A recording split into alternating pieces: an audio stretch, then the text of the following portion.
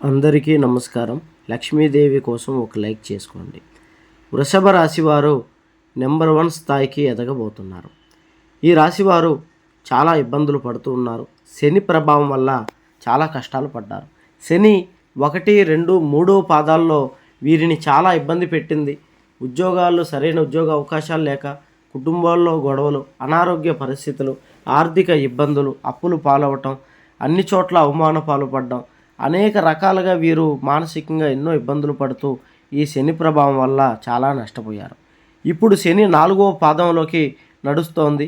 శని పూర్తిగా ఈ రాశిని వదిలిపెట్టి వెళ్ళిపోవడం ముందు విపరీతమైనటువంటి ధనాన్ని కురిపించేటువంటి అవకాశం కనబడుతోంది. అదృష్టాన్ని తెచ్చిపెట్టేటువంటి అవకాశాలు కనబడుతున్నాయి.